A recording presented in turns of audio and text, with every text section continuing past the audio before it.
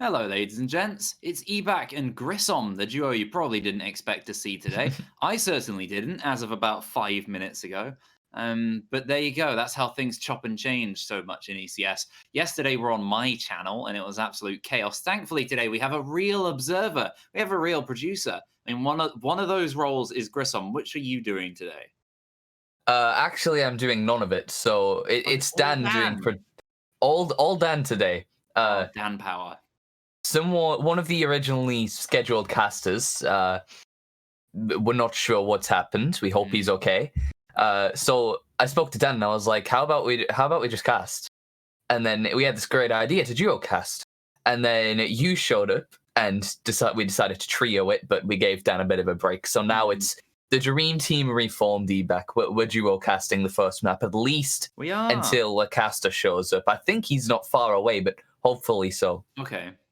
Mm. I've missed But casting really. It's been a while. oh, I've missed you casting in general. You're pretty good.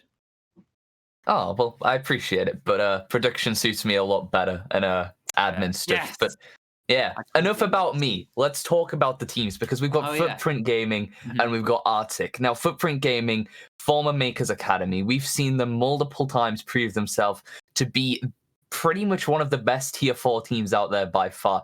I know you're a part of Jaegers, you would beg to differ. However, I'm going to have to go with Footprint Gaming on this one. Well, the argument against I was talking about this with Dan just before the game. This is a game to really test them. The old Makers roster, they stumbled a bit during the playoffs last time, lost to a contenders team. So that's not the best track record. And in majors, they are yet untested. They have played the bottom two teams, both of which Manic and Bulldog have failed to win against anyone else as well so far. So that's 5 losses for the teams they've played against. Mm.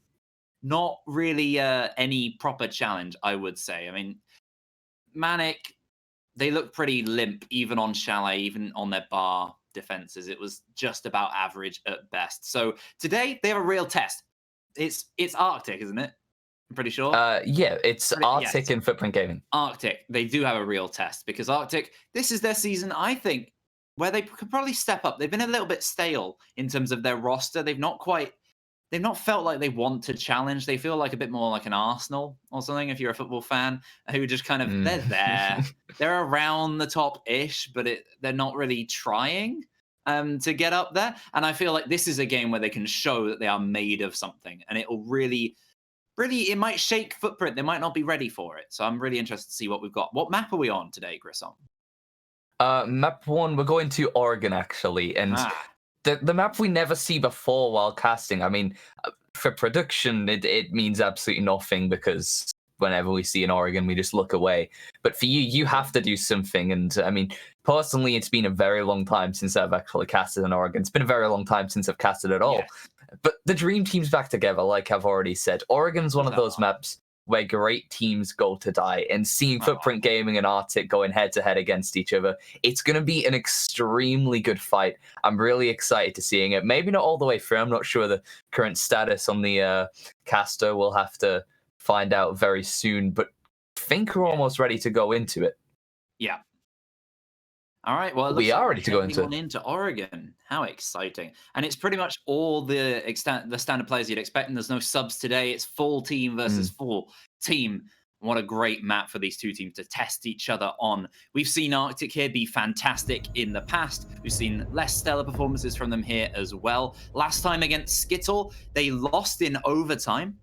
We saw them here on Playday 1. So not fantastic, but it was pretty close in the end. They managed to take 6 rounds, which is no easy feat against Skittle, who will be playing next, by the way, against Jaegers later on. I don't know if I'll be here then. Maybe someone will showed up and take Mm. my job by that point. And Thatcher is the first man off the board. He's got no job to do.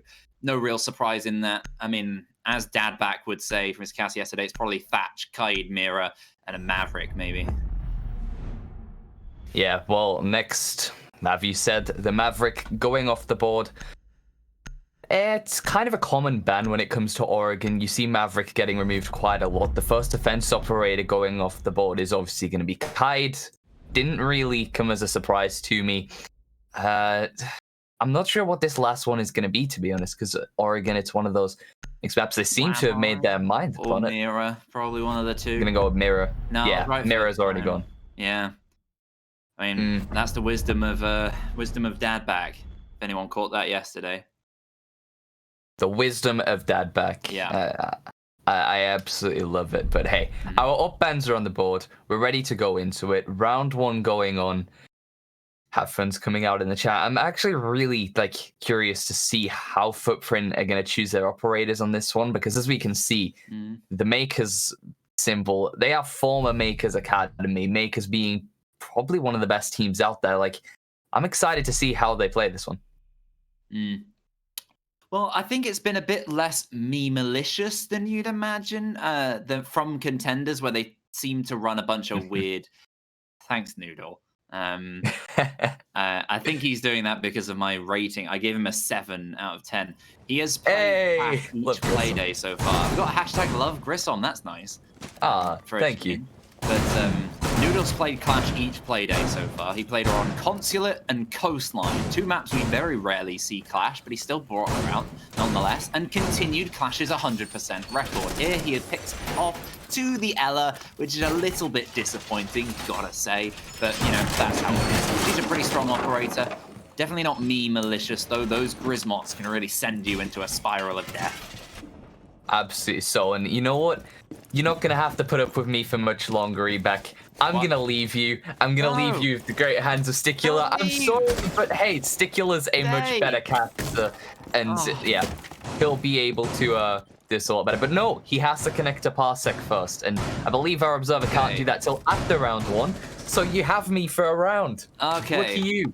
Round. Okay, well, you're going to take all the action and all the groovy stuff, and I'll just I'm looking forward to it. Oh, okay, well. He's our man.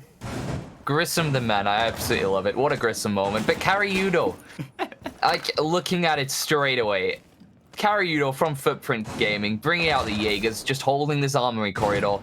Not really a common hold for the map of Oregon, actually. I rarely see this point being held, but one thing I do commonly see is that being sprayed, and as we can see, Tricky, he's going to get the headshot through just the spray onto that armory corridor. An offing shot of amazing. Noodle coming out with a shotgun shot, and that is Monks also wiped off the board. That is pretty much a minute. You're talking about things that are common, man. I mean, things that aren't common is Karyudo dying anyway. He's an average of 5 deaths per match so far this season. He's only died 10 times in the 2 games, which is pretty low. Pretty much across the league is one of the lowest deaths. So pretty good job, whilst also maintaining one of the higher kills. Footprint at the moment have 4 of their players. If you cut out Rastin, pretty much their entire roster is the top 4 in terms of KD right now in the league. And you can see why. Noodle picks up another with the FO12, quite interestingly. Halfway point in the round, and they have a slight advantage, Footprint. Yeah, well, 4-3 currently, and it's just over 90 seconds left of this round. They're going to be holding off this site really well, but one thing I've realized, actually, there's not really that much roaming going on from the side of Footprint Gaming. Arctic, there's only 3 players left on their side, and they're giving it their all to be able to get some sort of site control or even make their way into the site, but it's just hard for them at this point. They're already a player down compared to the other team. But speaking of which, NW, he's going to stop that. Noodle is off the board. That's their Ella gone. Using the FM12 as well on the side of Ella, not really that much gun skill lost, but Kiliator, Katsolo, Mastin, they are more than enough talent to be able to lock this down. And as we see it, Kiliator, he's gonna get one tap with a pistol. Doing, and what's NW doing? Peeking in the middle of the window straight after the first kill. They've suddenly left Tricky all behind. He picks up one in response. Kiliator is the one to fall. Rastin and Katsola remaining. Still 2 very tough men, and Rastin under some pressure as he's behind. But now the Ash knows there's only one on the site. She has that Banshee to deal with. As she goes for the punch, Katsola goes for the swing and seals the first round for Footprint Gaming. See you later, Grissom. Oh, well. Have a great rest of your broadcast, Sticula. Take it away. All right. Thank you, Grissom. Thank you for joining us for the first round. And I'm glad to be back with you here, Eback, for another fun one. It might be on Oregon, but I think we'll have to just make do for today. And I'm glad to be in for another good Footprint matchup. Kind of been following them this season in the major division because of how shocking they've really been. Yeah, it's been a bit crazy. 2 7-1 wins is exactly. Sorry, was it 7-1 the second? Yeah, it was 7-1 on Coastline as well. 2 7-1 wins. really great start for them. Of course, it was the 2 easiest matches in the league. So as I was trying to build up in the pre-match, Arctic, a team who can properly challenge them, but they threw that round away a tiny bit at the end. Good early work by Footprint, making themselves known right at the start of this map. We are not to be messed with. Take the first round. Arctic, how can they strike back on this round? Did you see that last round? Did you catch anything? You know, I heard Grissom's wonderful play-by-play in color of what had gone on, but not much of a visual representation. Yeah, it was I don't know what happened to Vip. It seemed like he was on cams, or he was just standing there outside the large dorm's window, got picked off, and then his teammate got picked off in like straight afterwards, trying to re-peek it, throwing away right at the end. Very unfortunate. But if anyone can step up, Arctic, I'm backing them this season. I think they can really step up a bit. They've been the middle of the pack, slightly upper end for a few seasons now. Surely this is their time. I'm hoping they're hungry enough to try and grab this one. Yeah, we'll see if they can actually make it happen in the second round rather than, sort of rough waters there in the first. Approaching another basement look at things. You've got maybe more of a big tower pressure coming through with Tricky out on the rappel, trying to contest things. Got Solo look like he might think about trying to hold back the attackers for just a little bit early at the top floor, but not thinking about sticking around for a little bit too long. A T3 hold, I'm not completely foreign to that on a basement defense, but you really have to manage your time up there. And if you're going to sit inside of T3, you kind of have to accept the fact that you're going to die. And if you don't have enough success, whether that's wasting utility, wasting drones in T3, and you kind of just die out of nowhere, things could go wrong very quickly. And let's talk about that as Karyudo already finds his mark with the sledge taken down and just completely working his way through Arctic's attack. Finally sent out for the trade by Tricky here, but the damage quite already done as 2/3 of your SOP reach utility is gone. How did he manage to get those kills while stunned? It's just incredible from Karyudo. Again, he's the first man to fall for Footprint, but again, Arctic have lost 2 in response. A man advantage again for these defenders. It's a tough position with a disadvantage to try and win because the cross angles get stronger and stronger as the end of this round goes on. If Footprint back off accordingly with a good amount of time, they're in a good position to try and take this round. Can the attackers offer up here? Well, they're trying to get some breaches going. They have both hard breaches available, and they're starting to burn those Selmas now, but they're taking damage as they reconvene outside of Bunk. This could almost be a death knell for them. Yeah, you're gonna rush right on through, and Footprint are ready for this one. Killiator with that MP5, nearly one of the perfect weapons for pre-firing, and now a smoke canister choking you out. That'll be trouble in the water for Vip as he tries to move forward. None of his team even bothered to follow him up. The pistol around the corner, that's a disaster for Killiator. And Noodle tries to double up on the swing as well, making this winnable for Arctic with 35 seconds to go. Katsola may be thinking about the option for a swing, but now we'll bail off. You've got a late reinforcement there, with the elbow rotation sealed up by the Footprint defense, not wanting that to be open, but NW, he's got other plans. This is the Selma, which will be used. Still, though, a few of those are gates blocking the progress. NW just takes the damage now to charge forward. Final 2 defenders hold off within the objective, and Tricky, he gets shot right through the single panel. NW only 50 HP. Yeah. He gets absolutely threaded. Footprint seal out yet another round. They're up 2-0. Simple play. I mean, a bit of a strange moment near the end there for Footprint with their man advantage. Threw it away, but it was not taken, the opportunity, by Arctic. They were still in a tough position anyway. They had no time to really deal with any of the utility and any of the men. Too many angles opened across the site that the defenders could use, and they did use them, using, of course, that key crossfire you always see across the site to pinch the final man. And they take their second round. It's a great position to be in. Top floor done, bottom floor done. They attempt kitchen and dining over the meeting site. I was going to say they're going for a double dock rook setup, but they're not doing that. The rook as well, though, bit of a strange pick, but it seems that's the sort of thing that the Footprint like a bit more than other teams. Yeah, I was thinking about this I feel like maybe you could make an argument to use Killiator perhaps on the vertical game, like put him up in kids to look down through the dining hatch. The place where I really would see the Rook being successful is like playing near split for a meeting defense, just because of the extreme range. If you're trying to confront the attackers coming in from stage and from back tower, that can be a difficult fight, especially when the attackers pretty much are always going to have the ranged optic advantage in that situation. Maybe Killiator is looking to sort of fill the role of what would be a maestro hiding out inside showers. Noodle's a bit irritated at Karyudo's ADS positioning there. Excuse me, putting the mat down. There we go. I mean, we've actually seen some Frost mats work. It was 3 seasons in the making until I saw my first Frost mat work in Major Division in ECS, and it was Steno last Playday, not this Playday, against Jaegers, actually.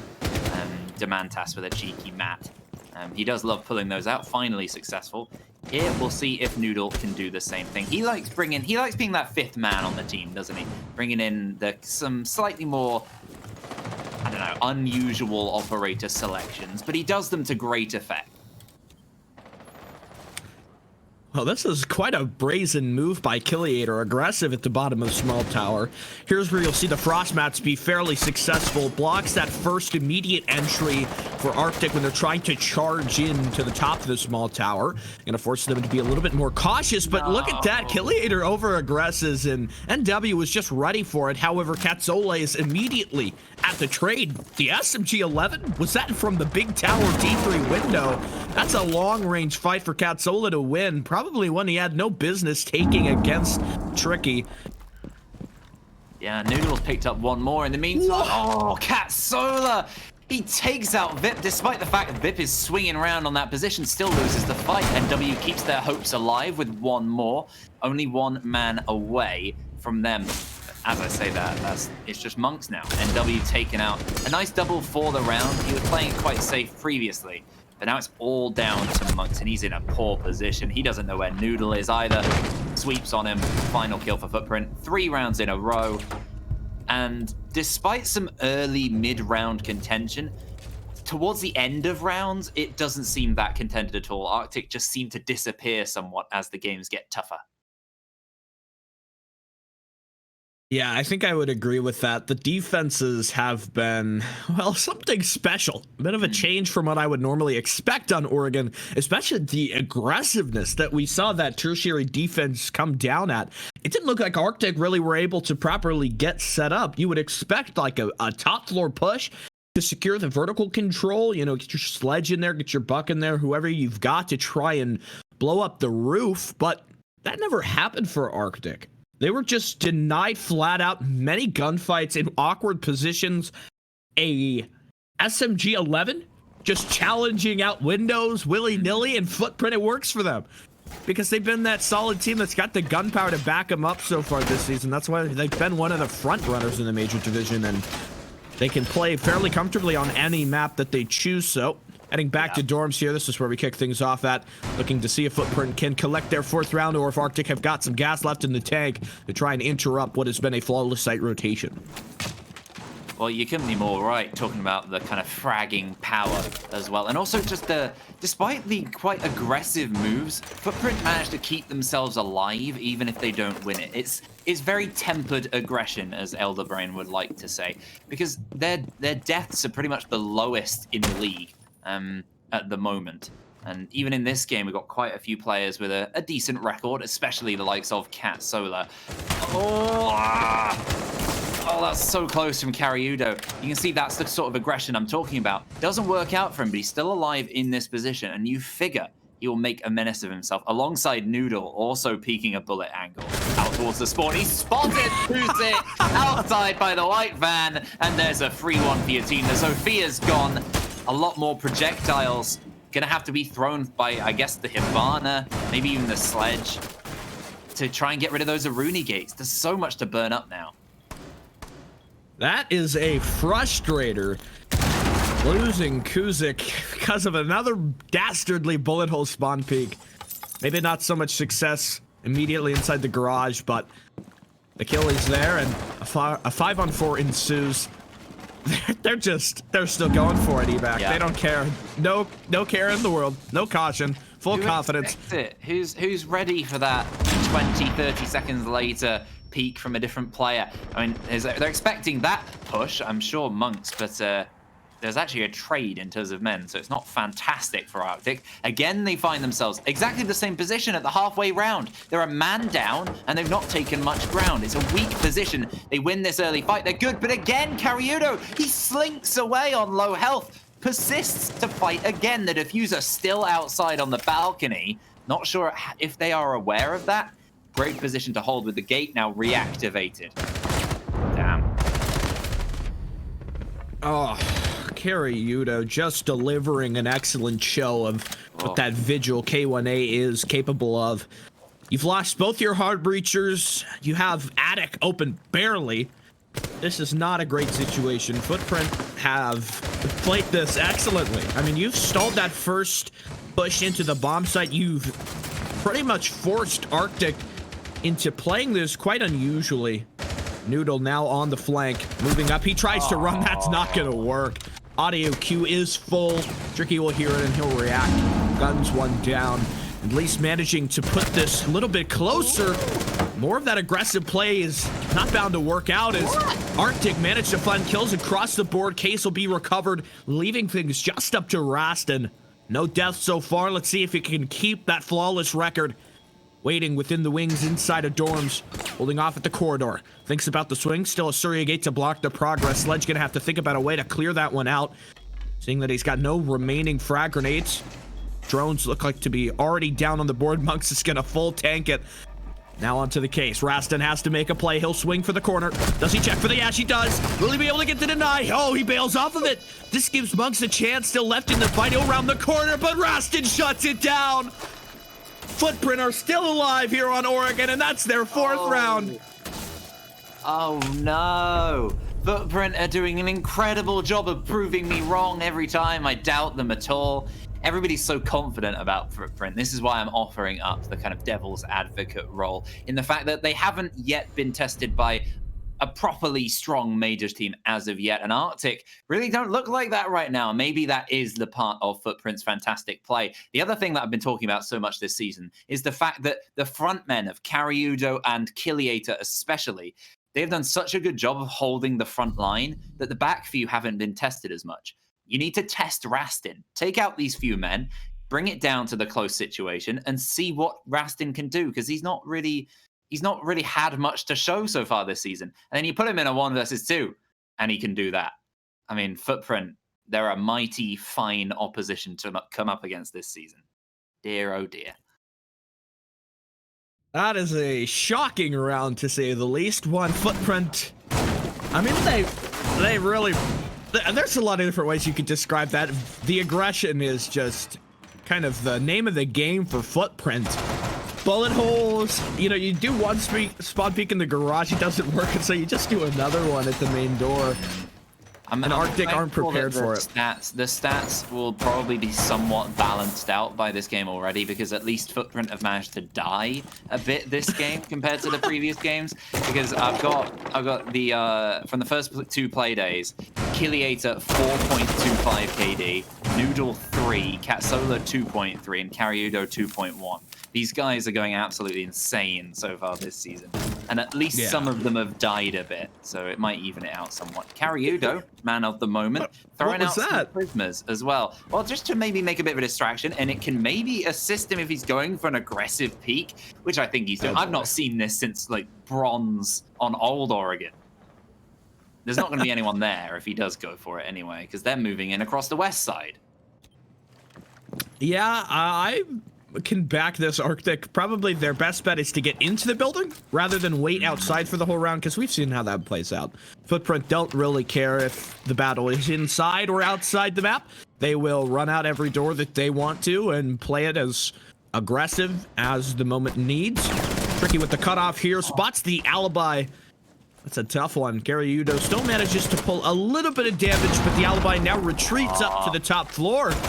Look at this. Now you have to worry about an alibi that's off-site. And Arctic might not totally be prepared for this. No Nomad is there for the flank watch. You're not going to be able to lock her in place You're just gonna have to take this battle and hope that your intel is there to try and give you the largest advantage possible. This is gonna waste more time, and that does not bode well for Arctic, especially given that Footprint have not suffered any casualties yet.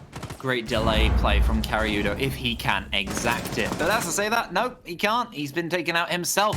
A lovely flank around from the top floor player. Not sure who that is, whether it's Kusik or Tricky, but either way, great job from Arctic to clear out that roam nice and quickly, because it was very smart play from Karyudo, but to counter it, to move on down now, given that they know everyone is tucked in the site, all they need to do, they need to capitalize upon this strong man advantage. They've always been a man, if not 2 men down by this point in previous rounds, and their execute at the end, at least to get to the 2 versus 1 last time on the top floor, was great. They bring out that sort of energy here, and they burn up the gates, they get rid of any ADSs. They're in a great position to try and just maybe refrag their way to victory. They do have the man advantage. 50 seconds now for this execute, and Cat Solar is the first man to push out, but think of that bullet hole angle as well, potentially being held by Killy, as you imagine he might have. A lot to do. He does have a bullet hole angle. Oh. This is going to be so oppressive. Killiator, you're not expecting a bullet hole this late into the round. And a TK by Rasted, okay. Well, at least it's sort of traded out in some respects by Noodle with the toxic canister. Ooh, this one really starting to grind my gears. Rastin holds off. He kind of needs to reclaim his position here after TKing early in the round. There's 12 seconds, and they have not killed Killiator or even cleared him. Oh, we'll line up one, goes for the second. Just Monkey inside. Monks will get the knife off, but the time has run out on this round. Footprint for their 5th. What had happened there? Karyudo just describes it perfectly. He does. I mean, the Lolcano was for the strange Footprint team kill. But even with that, a 5-3 advantage going into the push, they still just all walked into the same area. They didn't check the close left of the electrical door into the site and just went straight forwards. Such simple things. I mean, you don't necessarily expect it, but no, you do. You do. I expect it. I would check that in my play, and I suck. So I don't know what's going on there. Just a complete. I think Arctic are losing their heads somewhat, and they've lost a man, and we might be having a bit of a rehost here because there's some sort of sound bug thing going on. And it's a great time for a tactical timeout for Arctic here. 5 rounds lost in a row. They are struggling on Oregon. They played it on Playday 1 against Skittle, lost it out. They brought us to Clubhouse on their second play day and won it there. So that's where they managed to get their 2 point. No, they lost in overtime, then they won in regulation on Clubhouse. So on Oregon, they're not looking their usual selves, and Vip not quite popping off like he usually is necessarily. It might be part of it. I mean, Arctic, you can tell they're just not being thorough. I wonder if that's just because Footprint are so aggressive that you can't really afford to play thorough. Like, you can't sort of totally check every corner. I'll disagree, Stricular, in saying that they have been very thorough and very effective until the last minute of play.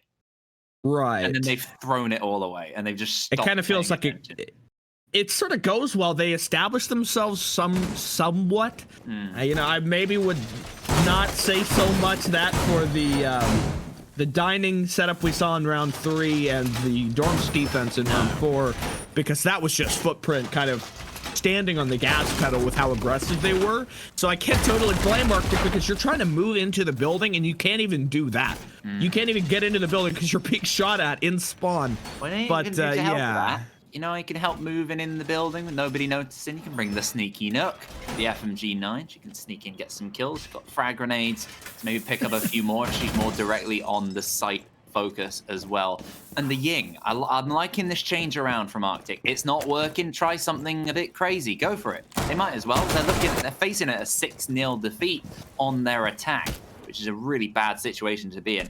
They can very much claw their way back in with a victory here.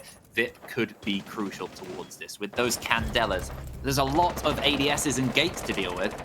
First kill is in their hands. Fortunately, Karyudo's been taken out early yet again. That's probably the 4th time he's been the first death for Footprint. Yeah, that's a tough loss, and with the smoke canisters gone, you don't have as many tools to try and stop the very aggressive rush that the Yin can sometimes propagate. No. He's run But out as of soon as lobby, they- hasn't he? Oh, he's run out of lobby, and he's Oryx blasted out and killed one with the T5. It's just They get the opening kill, and then it's just like that. It's gone because Killiator just goes so aggressive. At least Vip has got himself a kill finally. Yeah, that'll help out quite a bit. They've got the man advantage still. That's the one thing I can praise about Arctic, certainly, is their change from about round 3 onwards. They've actually made sure that they're not in that man disadvantage position halfway through. They've been taking the advantage ever so slightly more often as this attacking section has gone on of the game. Still not converting it to wins, though. That is the issue. One win here would give them an ever so slight chance, but they lose a man. Not what you want. It's Kusik. No frag grenades for you. No FMG9. No sneaky nook plays at all. She's off the board. Oh, no. I'm speaking about utility. Oh, a lovely knife from Monks. Tricky picks up another, and it's suddenly just down to Noodle. He's in the corridor, though. Behind, he picks up one. Position known. 1 versus 1 effectively, and now actually as well. Tricky, he's been struggling to really go positive so far this game. It'll give him a real good chance if he can win out this 1 versus 1. He knows Noodle's in this vague area, but how much intel do they really have? Oh, it's a trade! I was trying to figure out who'd won that one, but it's the defenders who take that by default. They win with that thankful clock in the background. There's no plant in the background either. And there we go. It's another round for Footprint. 6-0. Match point. Oh, dear. Oh, dear. Well done. Oh, dear. 6 uninterrupted losses by Arctic, though not for lack of trying. They really gave it their all and came very close in that final round, but the diffuser being stuck inside showers and the lack of intel seemingly there, that was a tough mountain to overcome, a tough obstacle to try and negotiate. Arctic now have set out ahead of them either a regulation loss or a comeback story, the likes of which ECS has not seen this regular season. Nope. It's a bit of a stomp right now from Footprint. Rastin bringing out the Monty. That wasn't even intentional, dearie me. Monty is pretty much a very contenders-based pick, which is why I'm not too surprised, as Footprint were previously in it. Arctic were the team the season before who came up. If anyone recalls, back in the day, Arctic went all the way to the final from Open. They were a real fairy tale, dark horse sort of story in EEG Season 2. Since then, they've been climbing their way up to majors, and they've had some pretty consistent performances. But this is not one of them. And look at that lineup for Footprint. They're offering up so much, and we might be getting a good bit of use of the Ying out, unlike we saw from Vip, who struggled a bit with those Candelas earlier on. This time, with a Monty helping you out, with Geminis all around the place, with all the smokes offered as well. There's 6 smokes for them.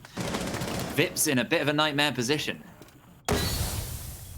That is a lot of smokes to have. Already 2 will go down, blocks the sight line, but Monks, what a great nade. Nitro even. Gilliator to fall, and the Mute says it's time to go aggressive. He swings out wide and pushes Arctic up. A serious man advantage. You've now removed the Ying and effectively trapped Rastin inside of elbow with the smoke canister blocking his only exit path. Noodle will manage to get the trade, and Rastin in no position to contest the reinforcement of this rotation.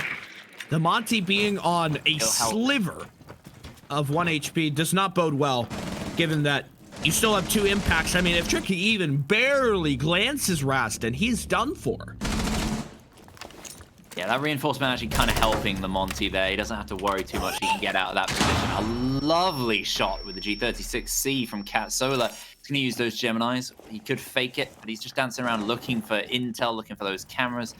Not necessarily sure where those black eyes are. They could prove crucial coming into this push for Arctic to hang on. Make sure they know where these players are. And the low health of these attackers and the fact that Rastin is a Monty might just help them out, because there's only 2 players and they might be isolated here. Just stuck with Noodle. Not a great position. Rastin, he does go for it. He'll find one, but instantly traded as monks went uncleared. Still on the back tower steps. Volkenster is tossed. It'll block the sightline. This will force monks to make the decision. Does he try and stay put here, or maybe think about a rotation? Selma will go down now. Noodle is looking to make a clutch happen. So far, so good. Selma to go out under 1 minute for the ace to try and make his play. Crosses the sightline. Moving forward now, it's the Malusi. He doesn't really check the angle, but Tricky is not getting too aggressive. Only working his way forward. This is going to be up to Noodle and his game sense to see if he can make this one happen. A clear lack of intel on the island position. Gonna have to take this fight head on. But the Malusi's not giving it to him. Trying to play with their teammate and not throw away what is a much needed round. In fact, really one of the most important of this game. Noodle's gonna think about the plant. Think right there at the single panel. The back would be exposed. Still moving forward. The time is so incredibly low. He's going to have to at least get 1 kill here. But the Malusi, oh, it's a critical sound cue. Impact to go out. Noodle really doesn't have a whole lot of HP to fend this one off. And monks will seal the deal through the opening that the ace had made. Arctic finally pick up a round after 6 of suffering. The holes in that wall look like someone going, bah!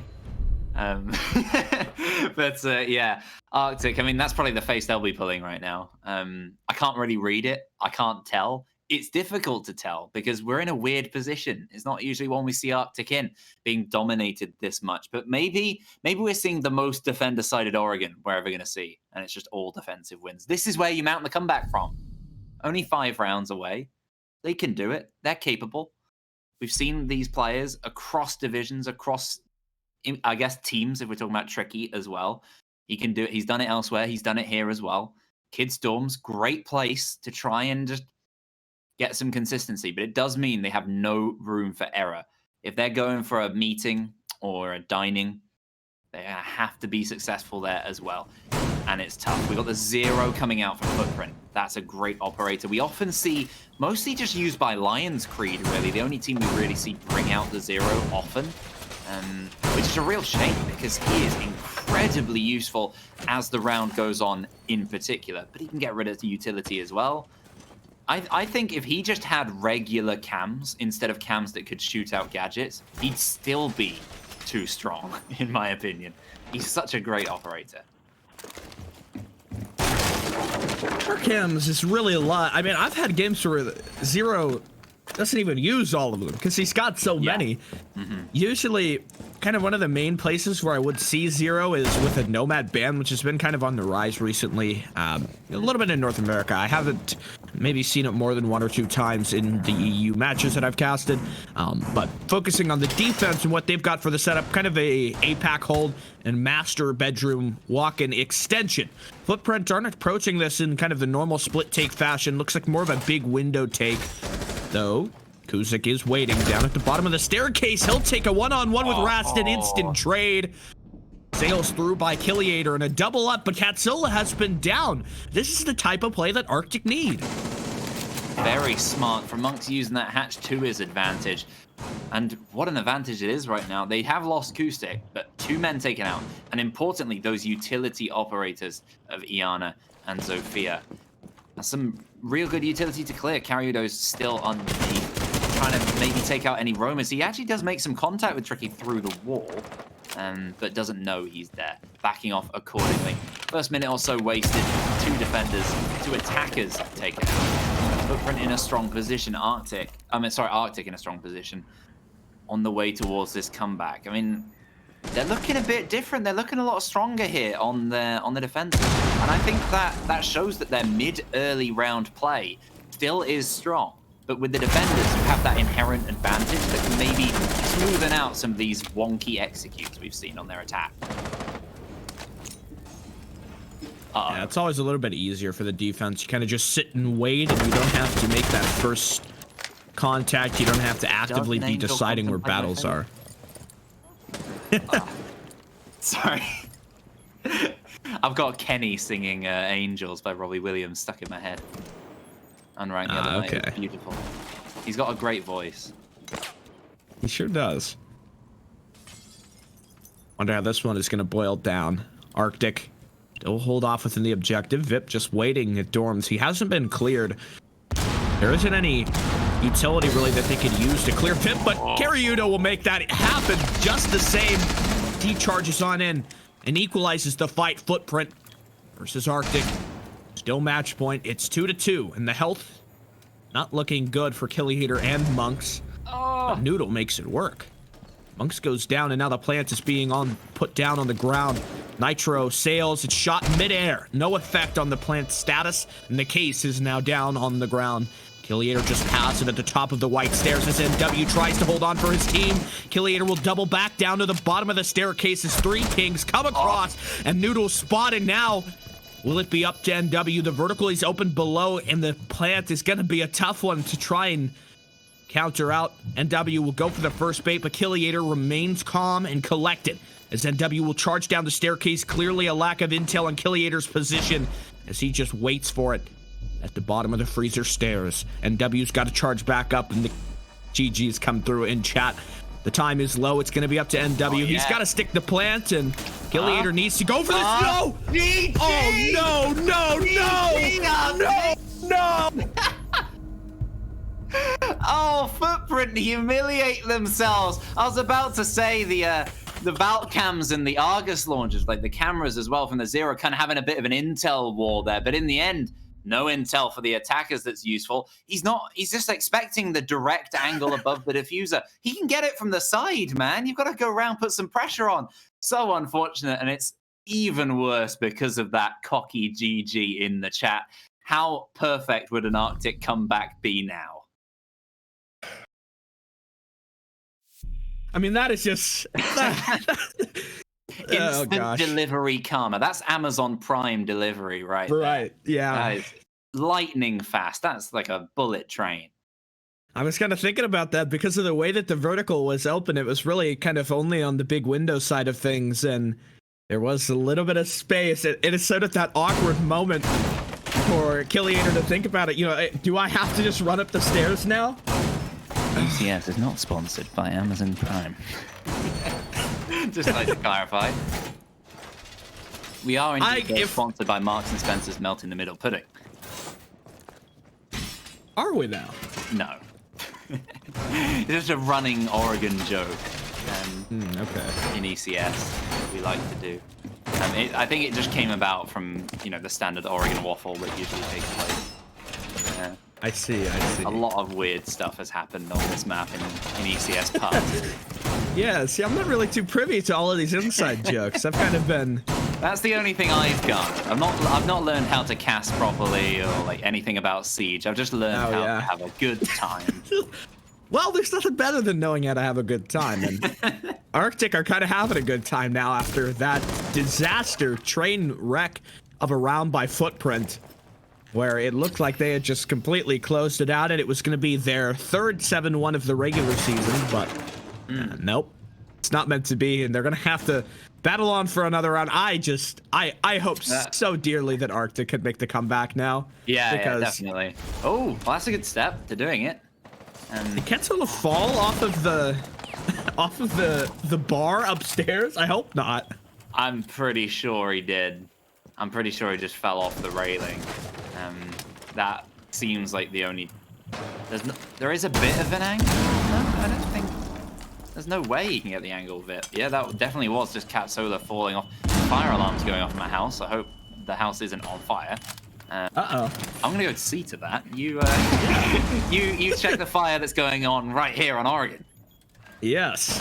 Well, here's a fire as Kiryudo moves in, doesn't check behind the table, and Vip will make him sorely pay for that.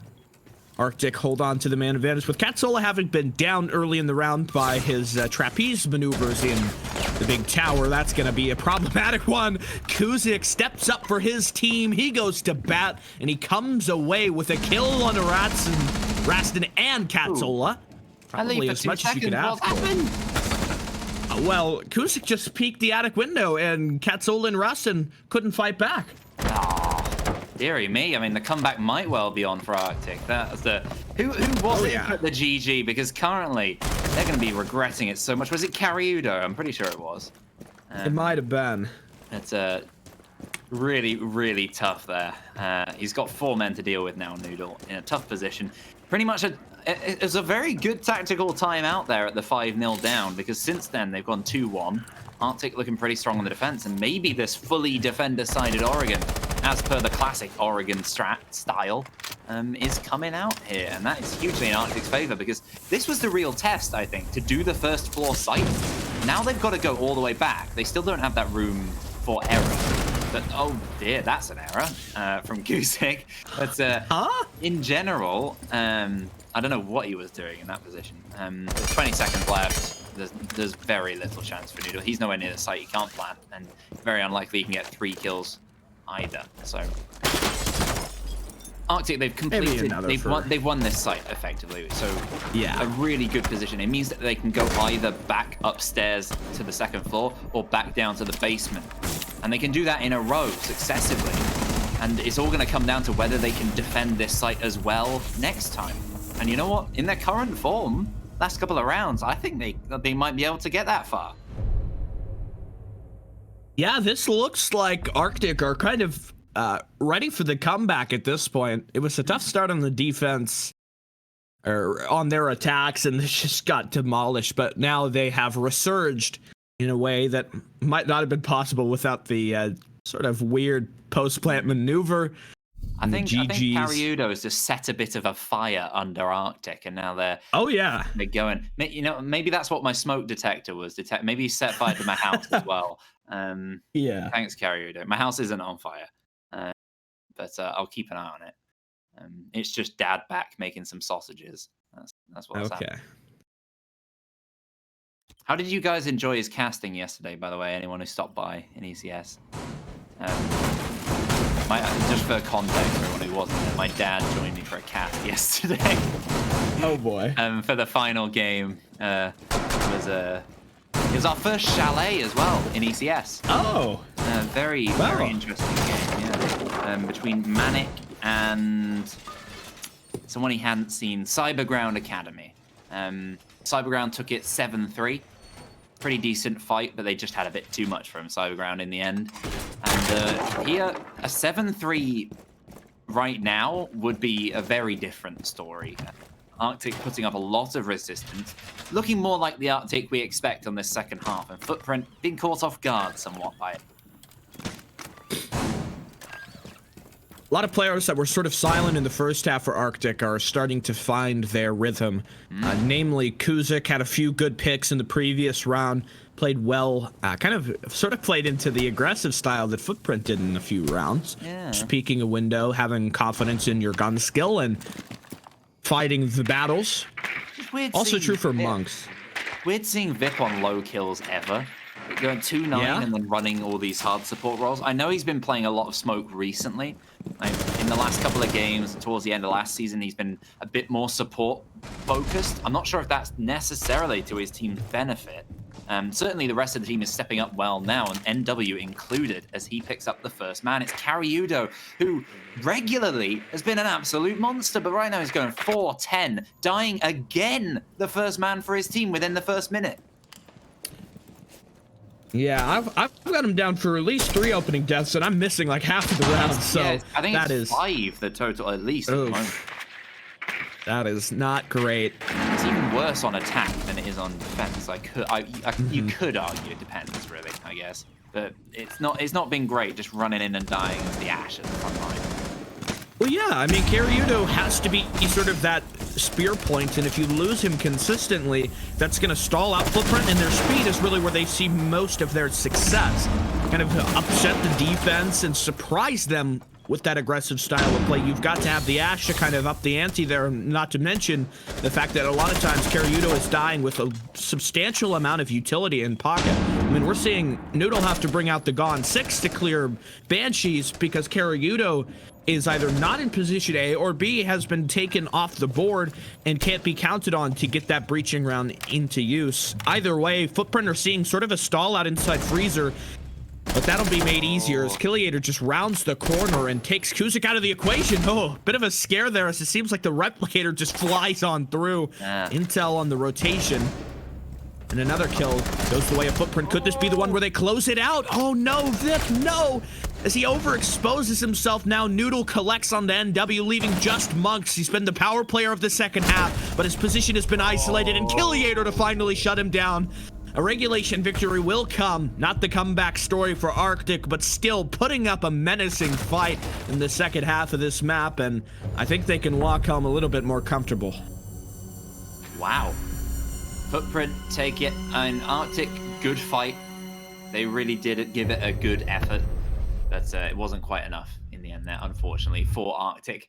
They lose. They're on 4 points, though, so they're still in a pretty decent position in the league. They're like 2 ahead of, well, Skittle, who are next to play up against Jaegers, and Lionscreed, who've now played the same amount of games. So quite a lot of big teams still on low points. So there's a good chance they can climb their way up later on. Footprint, though, they're not just climbing. They're I don't know, they've taken a helicopter ride like up to the top, I guess. They're not climbing a rope like everyone else. They're at the top of the rope, shaking it for everyone else, and they're just, yeah, they're trying to hang on for dear life. Their round differential will tell you that.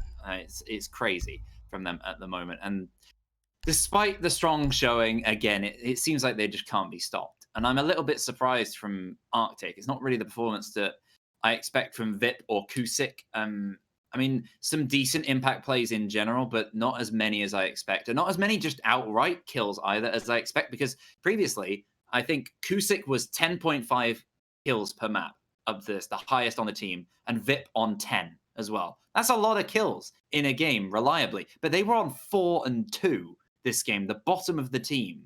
Just a little bit bizarre for them. The rest of the team did step up in their stead, generally, but it's a bit odd, a bit of a missed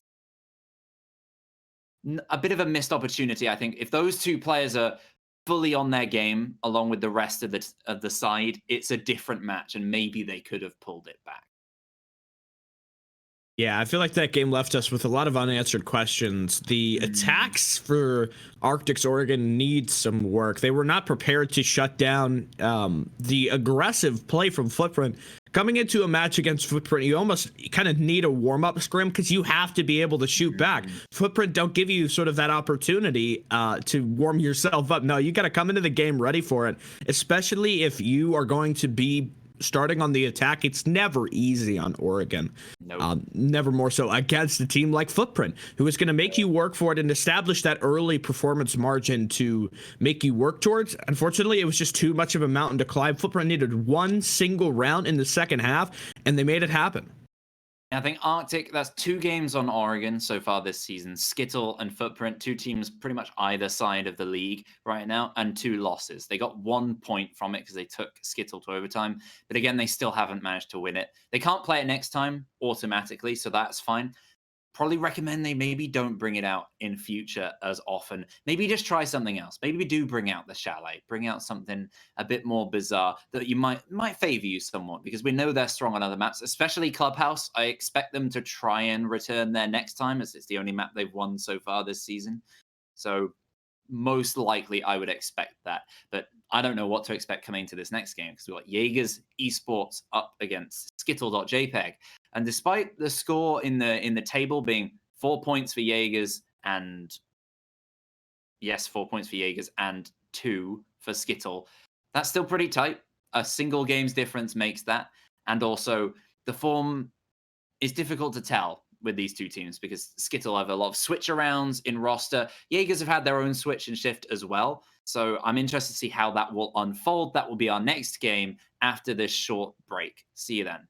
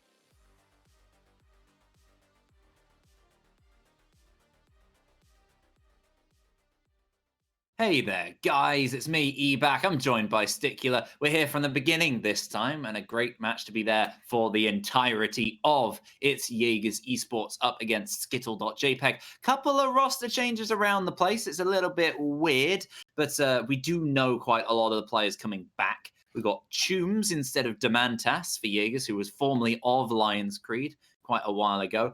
And then on Skittle's side, we've got Joker back in the lineup. Kenny's back in the lineup.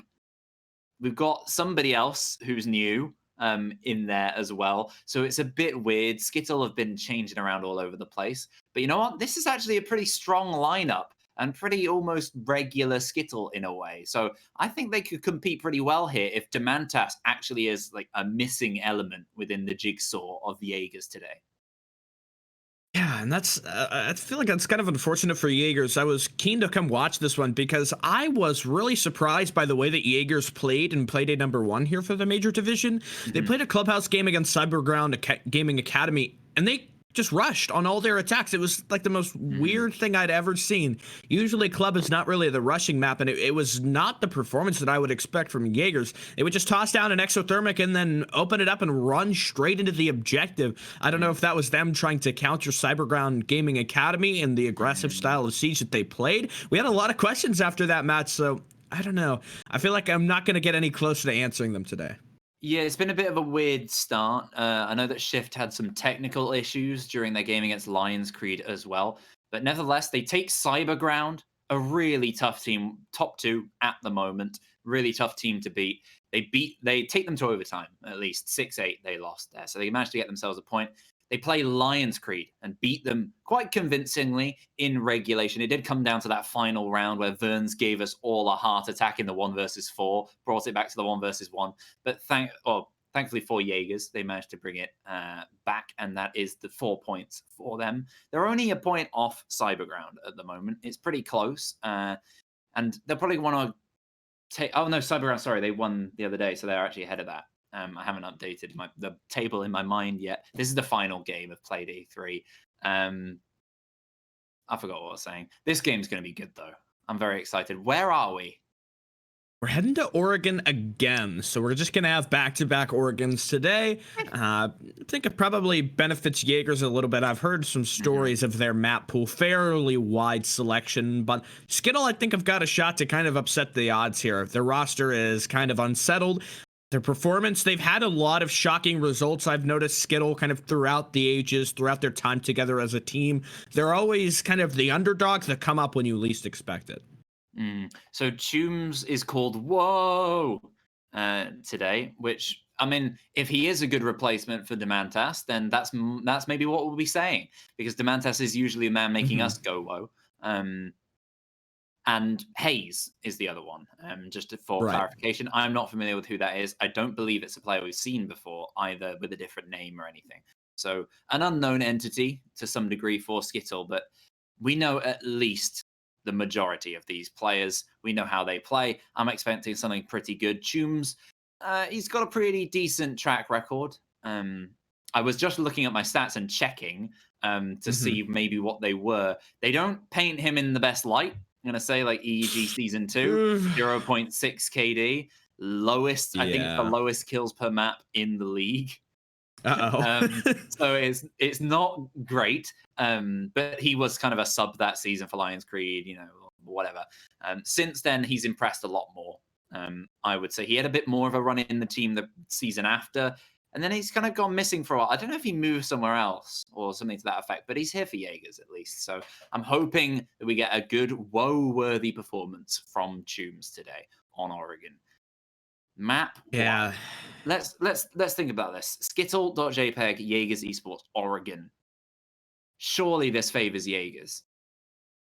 Yeah, I feel like it's hard to cut this in a way that does benefit Skittle.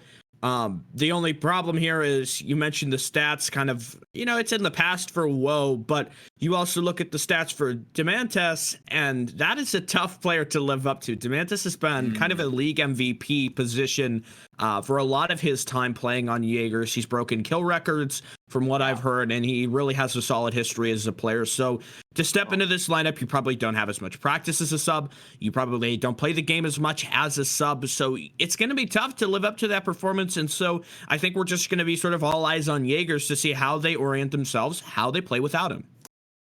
Yeah, or losing maybe a bit of that key teamwork that Demantas might offer you. Maybe even just a strong Spotify playlist in the background. We know Demantas has some really great stuff in the background.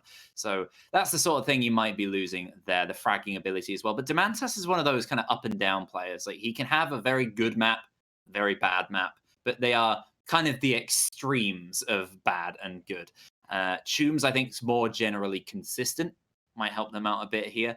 But I gotta say, Oregon-wise, Skittle won here against the team we just saw lose on the same map as well, Oregon Arctic.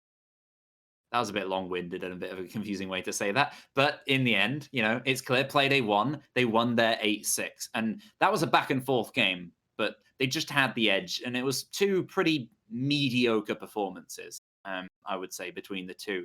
If Skittle pull that out here, even against the slightly changed Jaegers, they might be in danger of being demolished, especially with Uis on the form he's in right now, with an over 1.3 KD so far this season.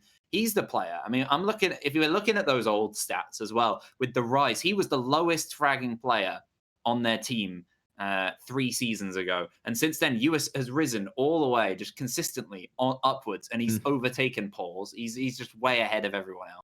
He's a danger, especially on the Capital, which he likes bringing out recently. So I wouldn't be surprised if we see that as a kind of an interesting, different ban. But will they do that? Maybe. Probably not. I don't know. It's Oregon. I feel like, you know, Capital was kind of a popular ban in the past, but it's just hard breach all the time on Oregon. With that being said, we can go ahead and start to jump into the actual operator vetoes for Oregon, get a clearer picture of what operators are going to be taken away here. I imagine without even a shadow of a doubt, it's going to be probably Thatcher Maverick or Thatcher Habana or Thatcher Ace. Really not much differentiation from that norm of the hard breach bans. Over on the defense is where things can get a little bit more spicy. Sometimes you'll see bans favoring more of an intel play, like you'll remove maybe the Valkyrie and then your opponents take off Mace. Okay, I mean, throw it out the window. I failed to account for the fact that skittle.jpg are skittle.jpg. They don't know. They don't know Pause is going to play Clash. They don't know. They banned the Zofia, and it's an interesting one, but it does strengthen the Clash pick, which I think might be a pick for Kenny. I think he might be planning the Clash here. We've seen him pull it out before, and given the presence of Clash this season, the Nomad and Zofia, what a great opportunity for a Clash to thrive. I'd be surprised if we don't see both teams doing it today. And that's not just me from a Clash main perspective. That's just generally smart. No way. No way. I was about to say, this isn't happening. Surely this is what's going on right now? What are we witnessing? No, I bet that he didn't see that coming. I mean, you saw the Intel ban coming. You could guess a Nomad to some degree, but it's rare you don't ban out a Thatch or maybe another hard breacher on top. But Zofia, Nomad, no ban Valkyrie. Everything's in play.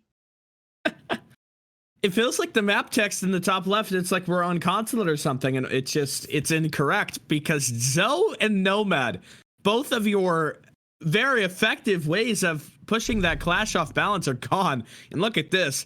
Blitz pick coming out from Shift. Surely this is going to be a 6 pick, though. I don't know. I'm not sure what's going to come out, right? Maybe not? Yeah. We've got the Blitz. It's locked in. Jaegers, what is about to happen? I mean, great for attacking the top floor. More so, I think they were anticipating that slightly more than the bottom floor site. Amaru, mixed use here. One thing I'm thinking is that electrical hatch or the laundry. Laundry hatch is nothing. But maybe a post-plant situation that could be a sneaky way to get back upstairs. But it's not really going to provide much use, I'd say. I would be very surprised, incredibly surprised, if we don't see Kenny and Pause bringing out the Clash. Jaegers have promised me at some point this season to bring out the Clash. Not saying it's today necessarily, but they didn't play any Clash last season. Skittle, as a team, played the most Clash last season. So it's fun, Clashful game. Well, I guess kind of they're sort of the crowd pleasers, always bringing the Clash. At least that's making you happy about what we might see here so far. I'm very happy. We've got Mira as well. Speaking of strong shields, she's going to be staring right towards these attackers as they come barreling in. If they want to rush, they got something to come up against. Surya Gate now dealt with the Banshee in the way. It's going to be tough for Shift to move in here. You don't usually IGL from a blitz roll. No, that's really unusual. And the Mira is going to help things. Oh, God. Just swings out, demolishes Pause. Now here goes Shift just charging into elbow. Will pick off 3 kills. Living up to the name of Demantis here on that substitute position as he rips right through the Skittle.jpg defenses, leaving it all up to the Mira who gets felled. And that's a 4th for the Gridlock. Jaegers Esports, they come out swinging. Dooms, what are you doing, man? He aggresses on the mirror window blind as well. Demantas noob, definitely. I mean, who needs him at this rate? It's the Jaegers you were just talking about on Clubhouse earlier in Cyberground. Going for a crazy rush. It works out perfectly. I'd be very surprised if they didn't change from this point. I don't think they're going to attempt that again. As my piece is going to burn. What is going on? What is this? This game is really off the rails so far. What a Playday so far. Exactly. Theory, man. I mean, when you put up... Oh, we're on Oregon. You see 2 games of Oregon, you think, oh, what a boring Playday. Right. In majors. And then we have that weird game. 6 rounds in a row. And then, I don't know what's happening. This is weird. Yeah, this is not the Oregon. This is not the ECS Major Division games that I was expecting coming into today. Ooh, I like the Capcan pick by Stockhash. Bring that in, and it allows you to slow down the blitz. But I mean, they had the laser gates from Iruni, and that didn't really do much. Humes just rolled right through. Getting DDoS name a better duo. Oh dear. It's all the you can do jokes coming out now. Was me and Clash. That is a pretty good duo. That is a pretty good duo. Pause. Ooh. Maybe we'll have to see that. I can't wait for the second half. Pretty good Clash. We've seen Joker pull out the Clash in the past. I'm pretty sure I've seen Infurious do it as well, now that you mention it. So almost all of the roster for Skittle have given it a go at some point to mixed effect. Stock Guy's pretty reliable. I'd say Kenny is definitely the best, as long as he watches out for E-Box Hatch. Okay. I can recall in the last... Oh, no, he's back on it. But I think they're just dancing around. yeah. All right. Well, what an impact, must be said, from Toombs that round, following in the Blitz. To be fair, got the kills without the Blitz actually having blinded anyone yet already. So Blitz, I guess, was a bit of a distraction in that fact. They heard the Blitz, they got scared, and then the Gridlock swings round, a quad with the F90. Fantastic play. And then sealed up by Tazzy with 1 kill from North. Not the Skittle defense I was expecting. Not the attack from Jaegers I was expecting. What are we going to see next? I mean, I imagine a reattempt. And Clash, perfect operator for this situation, gotta say. Yeah, when you've got Blitz in the way, Clash is just like the one operator you pick. You can't be shot at really from the front as Clash, so that gives you a lot more capability to slow down the Blitz. I don't know, maybe Warden would be something to think about here, because Blitz is just going to charge in elbow. I mean, that's a perfect way to clear out elbow. You don't have to kind of do that awkward dance of throwing in flashbangs and nades. You just kind of send the Blitz in and say, you know, hello, defense. You can't play an elbow now, because otherwise you're going to be flashed, and then I'm going to have Toombs coming right behind me and just slaughter the whole team. Skittle kind of fed the Gridlock, I have to say. There are 3 people lining up inside stock. Not optimal.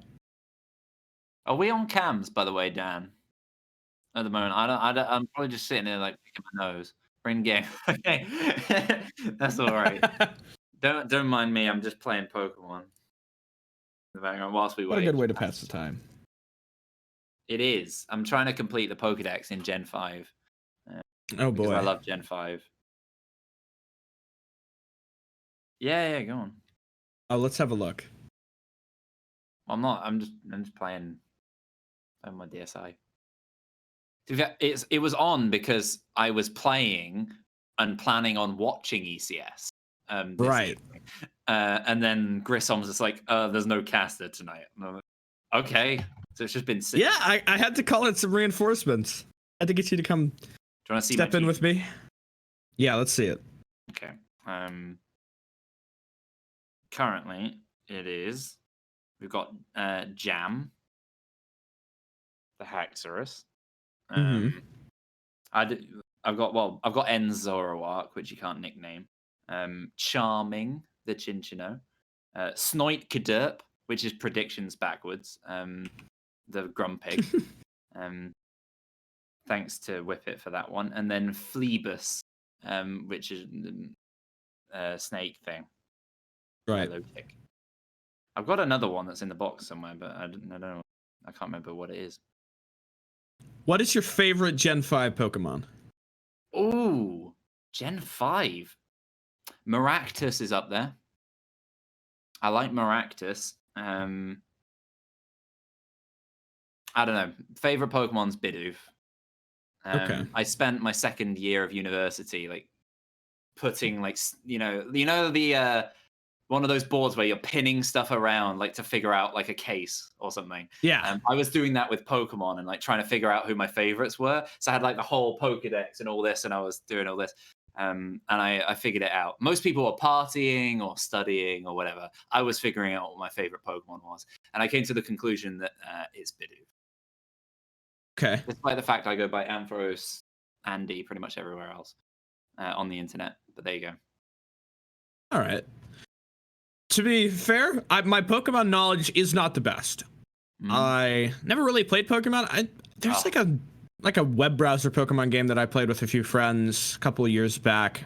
Gengar is one of my favorites. Panseer is a good one. I'm just scrolling through a few right now. From what I've got up here. Yeah, Gengar was always kind of one of my favorites. I want to get like a Gengar plush. Torchic. Oh, there we go. Kangaroo has Kenny's back in. We should be jumping into the match. Oh. You Oh, look at that. solid. All right, here we go. Back into Oregon. Let's see what the Blitz looks like in round we've got 2. Siege. Well, it's a shame it's not competitive Pokemon because I used to actually compete in competitive Pokemon. I freaking loved it. Did you really? It's fun. Yeah. It's a great esport. I need to get back into it really, but I've been too occupied with Siege. And games like this are the reason why Pokemon just can't compare sometimes. Unless you've got like a specialist Bidoof strat. I don't want to see it. I want to see Skittle versus Jaegers. Although actually, if Jaegers do decide to compete in Pokemon, I will 100% sign for them. That'd be awesome. Well, in the meanwhile, for this round, we have had a few changes. Yeah. No Clash brings a tear to both of our eyes, and the Blitz is also gone as well. So, Jaegers get an aggressive round win off the back of the Blitz push, and Chooms just kind of firing away the whole round with that F90 on the gridlock. But now Jaegers... Oh? I was just going to say, this lineup from Jaegers, it looks a lot safer. It looks a lot slower. That's what I was thinking. In this is like normal Oregon compared to round 1, which was kind of carnival Oregon, maybe?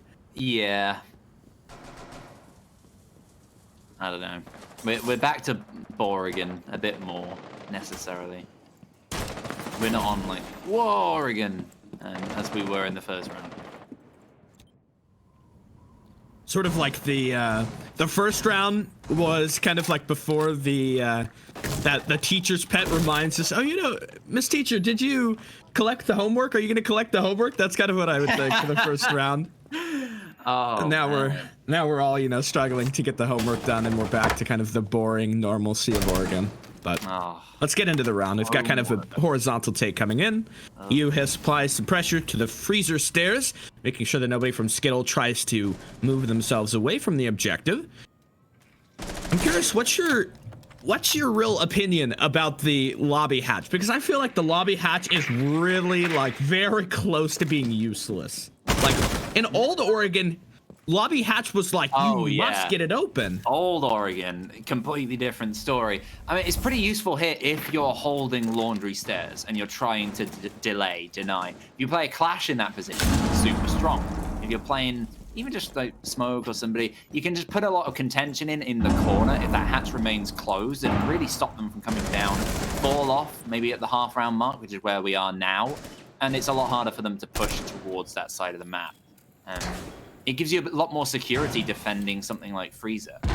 So it's not the worst hatch to have nice and closed. And it's a good one to get open. That's my answer, pretty much. 1 minute left, and 5 versus 5. It's tough for Jaegers. Thankfully, they do have the players you probably want, the operators, on the attacking lineup. With Zero, the late round intel, he's got 3 cameras left to shove down in the middle of the site somewhere. Smokes, 3 frag grenades still remaining. There's a lot to be done, and strong weaponry as well to try and execute these players. Skittle nice and tight, all penned in the site. What can Jaegers do? 45 seconds. This is going to be a real tough one to try and uproot. One to drop down the hatch. Shoker having some trouble, but the assist to come through, and now Jaeger's attack is put to rest. No deaths on behalf of the Skittle defense. Only remaining Tombs. The big player, the quad kill in the first round, will swing to pick off the first. As Stockeye opens himself up to a lethal blow from the M4. And the health pool for Skittle considerably low. Many members on only 2 or 3 shots worth of damage. But Chooms is now fought off from the bottom of launcher. He goes in panic knife, fighting so many men. It's like Normandy Beach down here. Gunfire everywhere. You see a lot of teams play passive angles or, you know, watch something in that position and be careful. But there we go. Just aggression, just gunfire everywhere. Absolute nightmare. 1-all. Apparently another bug. Let's hope that there's not a pause. Oh, no, he's making a joke about Kenny not playing the Jaeger because it was a bug. I see. I just have no sense of humor, evidently. And we move to kids' dorms for the next site. Another great spot for the Clash. I mean, Castle is a very good operator to support that sort of play.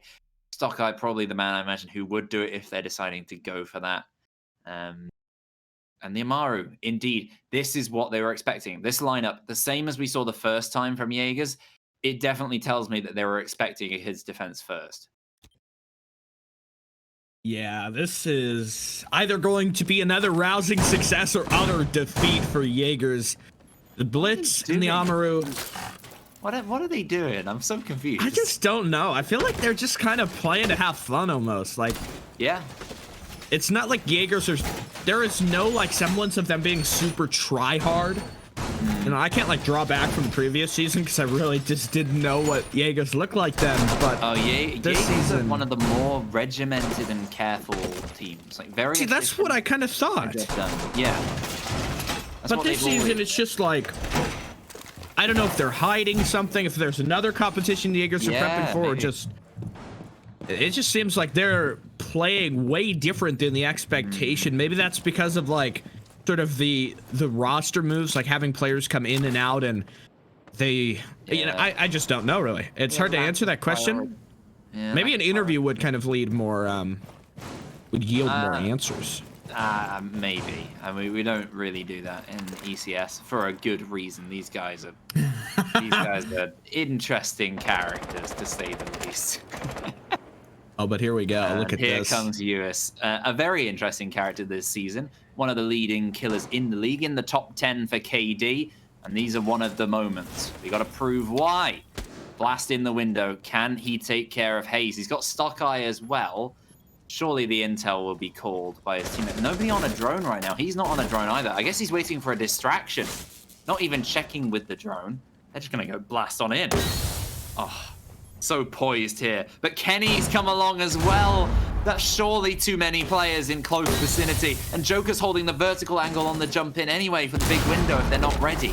This is setting up to be a disaster for Jaegers unless we get some kills coming out quickly, or if Tazzy does something and makes a big distraction across in Master.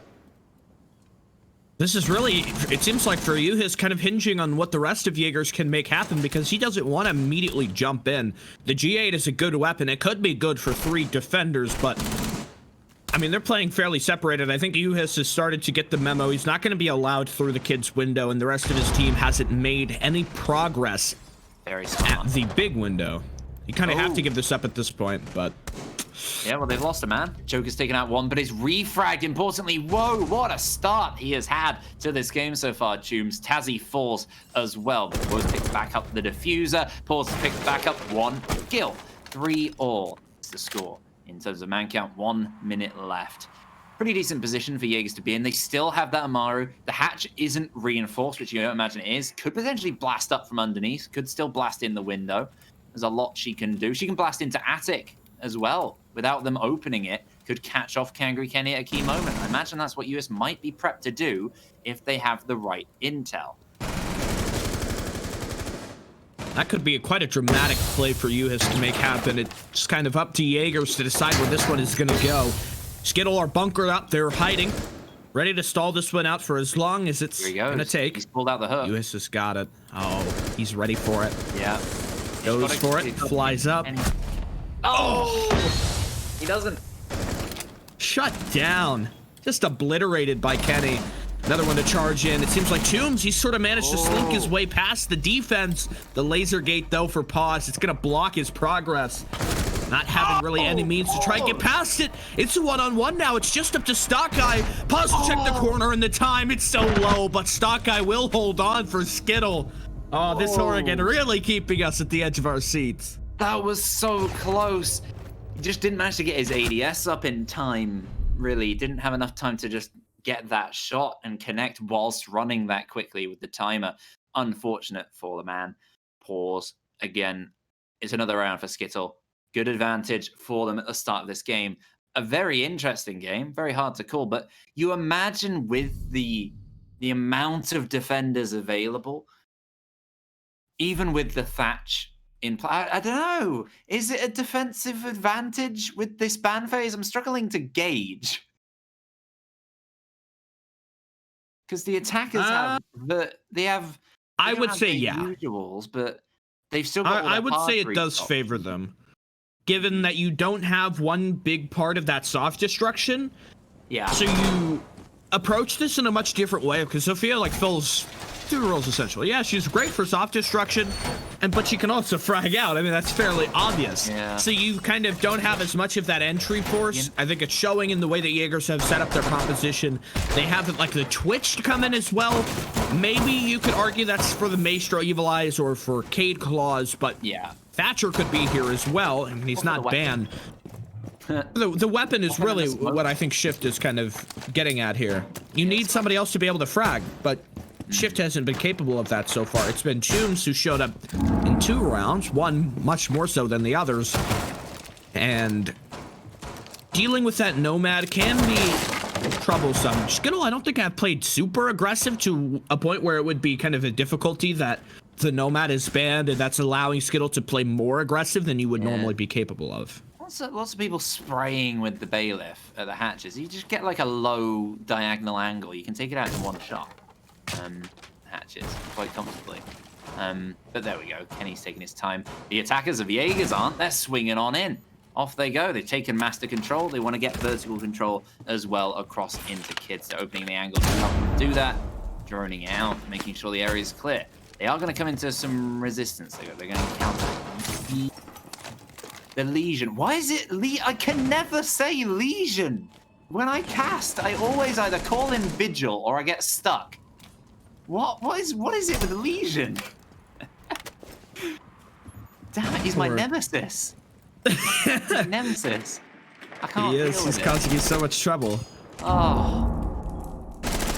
Deary me. Well, he's not causing too much trouble for Jaeger's Haze at the moment, even on the Legion. Stockeye providing a bit of trouble, takes some damage off a Shift, and he's dropped downstairs. Still provide a bit of resistance for White if he wants to, but the ground's been taken. Great efficiency. This is the Jaegers I was talking about. I was telling you about last season. Taking the ground, done a good job, and got 2 kills to their advantage. Kenny's down, Stockeye as well. 2 of the most consistent players for Skittle in the past. Wiped off the board, and it's to the final 3 men to hold off this assault. I've been also debating whether that Zofia ban is a direct pause counter as well, because he is one of the best Zofia players probably I've ever seen, especially in ECS. And I'm pretty sure that's the case, because I'm very sure I had this conversation with Kenny in the past, talking about just ban Zofia and he won't know what to do. But there you go. He's still playing the 0. He's got a lot to offer on that role. And that'll become stronger as the man count, well, grows for Jaegers, but it doesn't momentarily. It suddenly does as US picks up 1, but those 2 in response, giving Skittle a good chance. 40 seconds left. Not too impossible here with all the goo mines as well. They might know where these attackers are pushing in from. This one's really going to have to come down to the wire. It looked like Jaegers kind of had the advantage for a good portion of this round, but it started to sort of slip a little bit backwards. Perhaps that'll be reclaimed now. It's Haze on the flank, just outside Split. Jaegers aren't totally aware of this just yet. Moving forward, 1 to jump through. The 0 waits close to the plant, but Haze he'll give away. He does not secure the kill, and Uhis will punish him dearly for it. A mistimed play by Haze there gives away the ghost. That's going to allow an easy close down. The 0 just kind of sat in that corner, you know, makes the call out. Somebody help me. Yeah, I mean, he needed the help. If US, I mean, if Pause is taken out there, that's different. The diffuser's on the ground. You're in a rough position. Other teammates nowhere near. Very, very different. But thankfully for Jaegers, they seal that good play from US to support his man, Pause. Laundry will be reattempted again. We've seen it. It wasn't successful twice. It was successful once. We've had an attempt. We've moved it all around different. Man, I've completely lost. I've been thrown off by Legion. He's messed me up now. He has. He's thrown you off your game. Ban Legion more often. It'll help me out. That is some typing going on in chat. It is. Yeah. We have very active chats today. Yeah, I mean, the percentage of Monty's pretty high so far today. We've seen him again. We saw him come out from Footprint earlier. And here is Shift, playing not the Blitz, as we saw last time they won this site, but he's going for a different shield strategy, a slightly more safe one, which I think might work to their benefit, as Skittle shouldn't be caught off by any particular rush here in Bunk. Kangaroo Kenny, one of the more reliable smoke players consistently in ECS, and in this position, he knows his stuff, so does Stockeye. Shouldn't be too tough for them to shut down these players. With the amount of utility deposited in this position, it's a real stronghold to barge on through 2 times in a row. I'm curious how the Monty is going to affect the way that they challenge this one. More of a roam this time. Skittle having Furious working away from the site. Could attempt at a pre-fire, looking for some contact out by that small tower window, but perhaps a bit too preemptive. I'm thinking Shift as the Monty. They go for a freezer move. He stands blocking the corridor angle in the site across Laundry, and it gives everyone safe passage through freezer if he can get that far. And it's also just putting presence, scaring people somewhat, pushing them back. Right now, he doesn't have support. The Melusi doesn't know that necessarily, so it's a smart back off. But if they had a tiny bit more intel on that position, Shift could have seen his end there. Yeah, you got to be really careful with the Monty.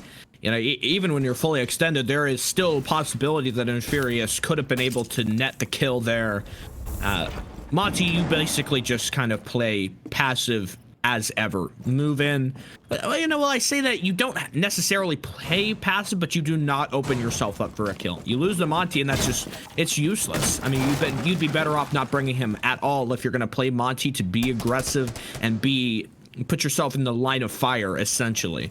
Shift is going to reorient. Yeah. He's got sort of a 2-man presence coming in from bunker side. It seems like that main stairs lobby push has met little success, and so they will make mid-round adaptation. However, Infurious attempts to flank. Does distract a little bit. Jaegers are going to be aware now that the Melusi is away from the objective and could constitute a threat coming into the late round phase. Moving in from Green Hall, but when it's Infurious, gotta say, especially on the Melusi. A menace, probably one of the better Melusi Iana players in general. US has done a pretty decent job so far, and he is the player encountering Infurious in this position. It's just a matter of timing here as to who can just get that first little shot away. Stockeye takes Tabby out in the meantime. US, he's not going to go for that Melusi. Could be caught off from behind, but he's just plowing on forwards. Shift leading the charge on the Monty, giving the important calls in the middle of the site. Pause with his calls from the camera as well, now that Tabby is dead. There's a lot to their advantage, but the C4 is going to heavily disadvantage them. That's the Monty falling down with the defuse inside of E-Box. That's such a troubling play. Now you've lost your Monty, but Joker is sent away. And here, look at this. Pause from inside of Laundry. Fells 2. Nitro sails out. It'll connect. Shift is denied for his plant attempt, but a straight up challenge by US on the Iana. It's going to send this round away. It's that heads up aggressive play to challenge into Laundry. That's going to send this one home for the defense. A great performance. Jaegers come in at the crucial moment and such a well-timed push. It was a brilliant execute at the end. You can see the coolness of Pause there in that situation at the end. Just coming around, making sure he has the pinch on the angle with US at the end on the final player. Despite all the pandemonium in the middle of the site there, just cool-headed, come around, clean up the kill, take the round. And Jaegers, they've been behind the entire game, if not even. They've not been ahead, at least, at any point so far, until now. And it's great timing because 3 rounds on your attack on the very defender-sided Oregon we've seen today so far is pretty solid. They're bringing the Monty again instead of the Thatcher. Still lots of utility available on the board. It's not wiped off at all. And Skittle want to bring this even. I think this round, if they lose this one here, it might be a bit too much to bring back on their attack. Just attack. Jaegers are really giving Skittle a run for their money here. Having Chooms in play doesn't seem to have thrown them off balance so far. 3 attack wins on Oregon. I mean, that's setting yourself up for success, really. To add a 4th would be pretty much the cherry on top. Heading up to the top floor. Got that same Mira strat that's been present so far this game. Mira is a tough operator to orient yourself around as an attacker, but I think Jaegers have done well in how they've played.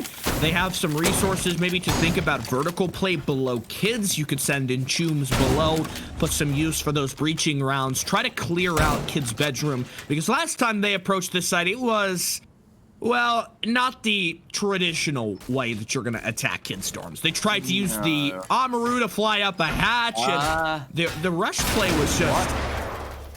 Stockeye? Okay. I've not seen this is before. different. Yeah, this is very interesting. It's not like the Michelangelo strategy as we penned it, which is opening that wall and playing quite aggressive. They're going for a slightly different one. Maybe the Picasso, shoving a mirror wall on it. It's a bit wild. I don't know much about Picasso, actually, so... do you know anything about Picasso? No, I don't. I'm not much of an artist myself, but there is a bit of an art to clearing the mirror. Some sort of analogy. Jaegers. Yeah, there's something to mold You out guys there, figure it out. Let us know in the Twitch chat. Yeah, we can open some submissions to see what you guys would compare this one to. The best submission wins a pair of socks. I'll owe you a pair of socks. Next time we all meet at LAN, yeah. Yeah, 100%. Give away a pair of socks. I will bring some socks and I'll give them to whoever gets this. I think the mirror window has been cleared though now, so that won't be much of a problem. The mirror kind of just... I mean, I feel like that mirror was sort of a waste at that point. Like, the wall's getting open nevertheless. It's not going to stop it. It's not going to affect it. And it kind of brings me back. I think they're prioritizing just having the one mirror over by kids, and then they've just got another one, so why not throw it on the wall? Just put it some random place. Yeah. Oh, right now, Jewis starting things off, getting a kill, and that allows Shift to go and stick this plant shield on his back. He's pretty safe. Woe picks up one more, and the safety increases. The vertical C4 doesn't work out either from the Melusi. Saving grace, her position's now known. Tazzy picks up one more, and it's just the Aruni left. It's a flawless round before I can even mop it up. Pause again with the final kill of the round. So efficient here, Jaegers, and 4-2 advantage. What a great position. I mean, it's all... I can't remember. Don't matter. It was Cariudo, wasn't it, with the early GG? Yeah. I'm hoping we don't see that again for any of these players, because it's still hard to call, but they're in a very good position, Jaegers, right now. Come on, Pause. It's going to be tough to get in the way of this for Skittle. Smoke. Pause isn't playing Smoke. There's no way. Pause on Smoke? What? Well, we sort of had that earlier, right? You were first. Surprised by that. We had like the Fragger play on that more. Yeah, it was Vip. But I've seen Vip play Smoke in the past. I don't think I've ever seen Pause play Smoke. This is weird.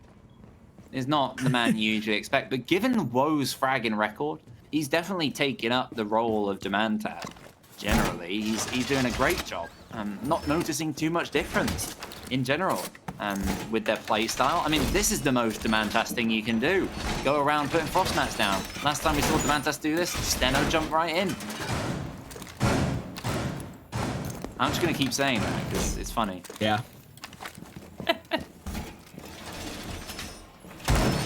Well, they have the shield inside trophy, so part of me thinks this is going to... Okay, looks like he has maybe a little bit of chip damage from his teammate there. Pause. Trigger happy as he opened the wall. Almost. Always got to be careful what those shotguns are up to. Of a scary moment there, but you've got the trophy hold. ADS just immediately inside trophy, and I think there was further my magnets for master bedroom as well, which is not going to make this terribly easy. Maybe things are going to be...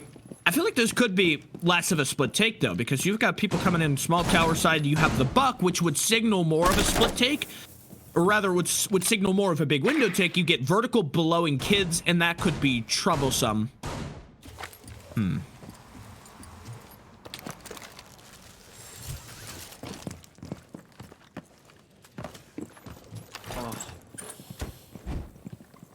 Sorry, I was making some notes.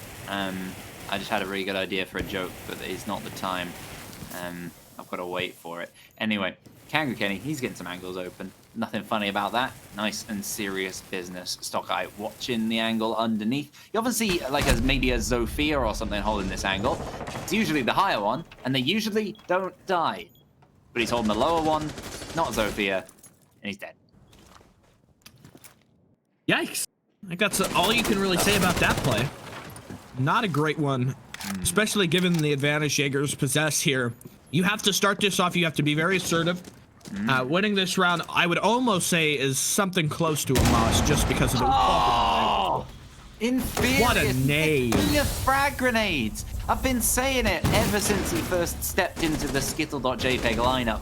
And it keeps being true. He's just amazing at them. The timing, whether it's the intel or whether sometimes he's definitely doing it just on a whim sometimes. Like he knows the right time to throw it and in what position. So many of them vertically as well. And there's another Skittle.jpg take the advantage. Early taken by Jaegers, right back in their favor. Great position to be in. They've shut down Pause and Woe. Most importantly, Pause with the smoke canisters. No delay in that regard. And they're taking so much control. Tazzy equalizing the man count. Taking down Infurious. He doesn't get to use that second nade. Well, this could be a problem. You've lost White Stairs control, and for a big window take, that could often mean the end of things. Joker will jump in two Frost Mats, both of them being successful, and now look at that, just pestered by explosives. The Pogmat comes out in chat, one at the big window, one in attic, both of them completely pulling this attack off of focus. Getting another round to the column of Jaegers. That one was really tumultuous.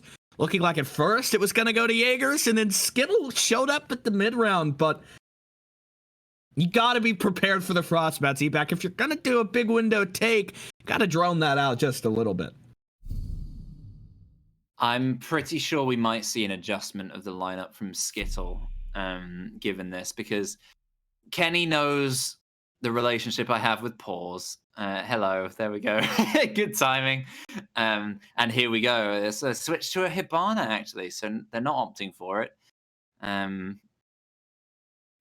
okay, interesting. They're not bringing anything direct to counter it. This is the first time. This is a big occasion. Not just because it's the really first time Pause has brought out Clash that I've ever seen, but also the fact that Jaegers have brought Clash in the first place, because they didn't play her at all last season. Major Division, playoffs, no Clash whatsoever, despite being a very Oregon and club-based team, some of her best maps, so very unfortunate. But you know what, we've turned a new leaf, going 8-5, Paul's having a good time even on those supporting roles today. What a great moment. I mean, I'm going to be rating him later on my Clash Reviews show, probably tomorrow. What am I going to say about it? Well, so far, there have been 8 clashes in Major Division. You know what the win record is for clashes? 100%, right? 100%. Every single 100%. time we've seen a clash, it's been a win. Here we are on the basement. Jaeger's 1 win away from match point. Surely they've got it. It's going to come down to, can Pause play Clash? I don't know. Let's see. Oh boy. Well, Jaegers, now they just can't bungle this one up. They've got all the stats hiding behind them, and they're gonna they would just totally ruin that record if they can't pull this one out here. I would be really irritated at them if they ruin it. I would be too. Pause.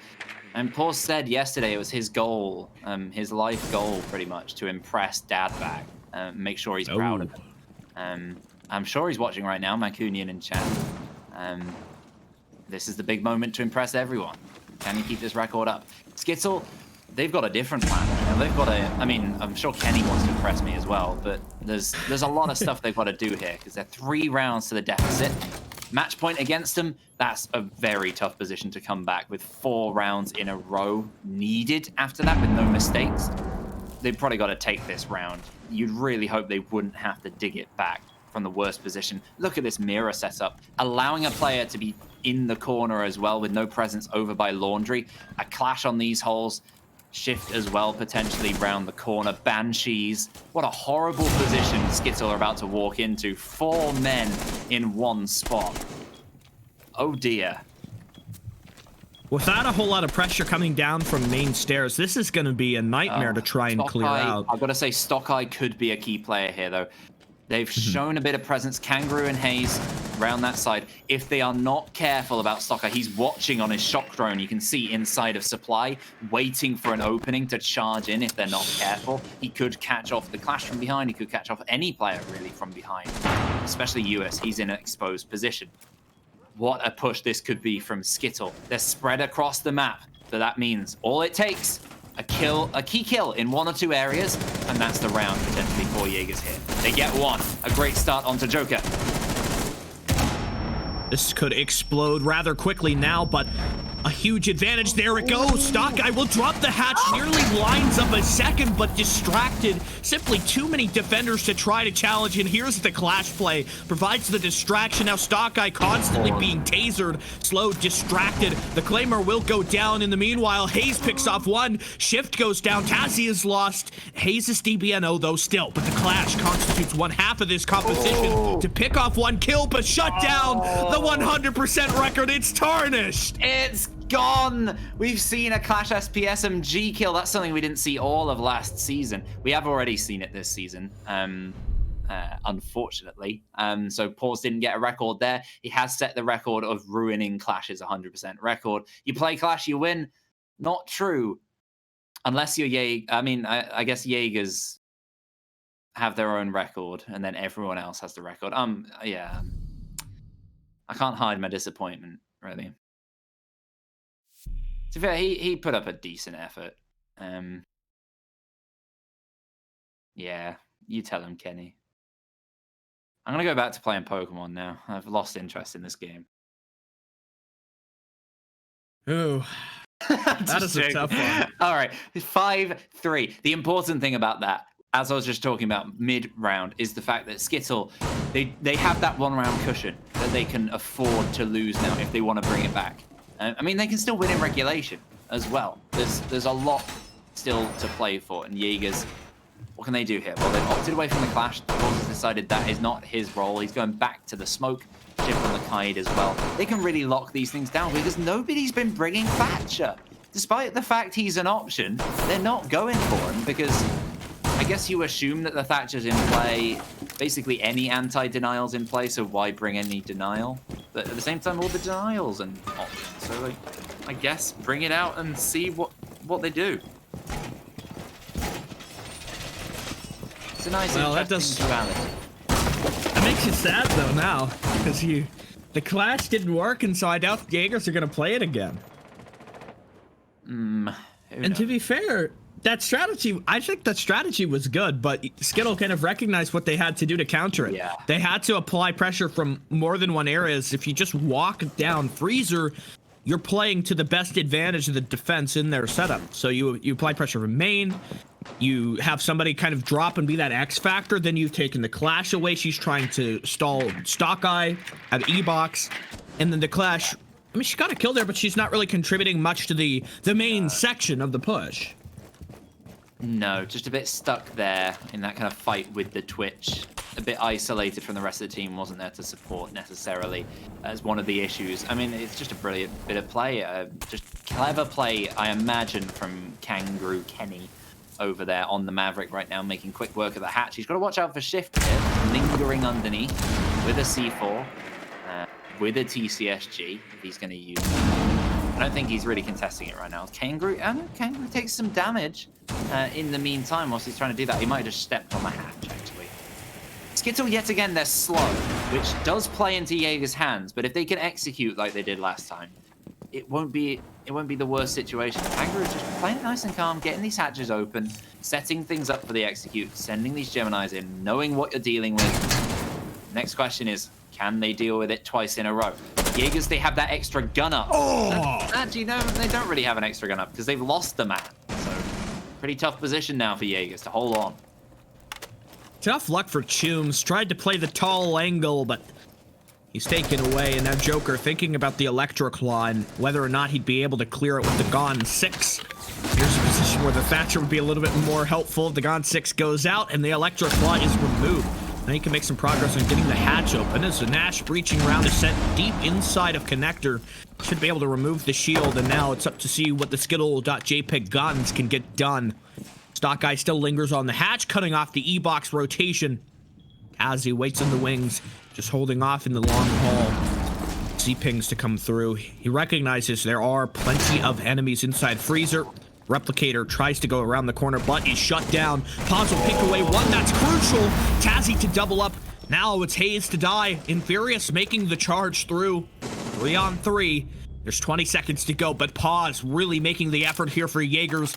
Could be match point in sight with the case now out of coverage. Recovering that is going to be difficult. A great nade, but it just doesn't connect in time, and Paws is able to dive out of the way. Jumping through. Deep angle is found. One picked off, but the rush just doesn't work. And Pause is going to fill Joker with lead. Wow. Jaegers will move up to match point here. What a round from Pause. I mean, what a game so far. Just very, very... I was talking about his cool head earlier, and it's similarly cool at the end of that round. But I got to draw attention to Tazzy this game. Usually a bit of a kind of the middle of the team player you don't necessarily notice as much. His impact kills so far this game have been incredible. They have come just before pushes, just at the right moment at the end of a round. Tazzy is just pulling out the most important kills that help Jaeger seal these rounds. They're looking great right now. 6-3. Not a situation Skittle wants to be in. 3 rounds away, though, from pulling it back. We can see it. We saw it against Arctic. They can pull back rounds from a weak position. They can throw them away from a strong one. Right now, they've got to pull it back.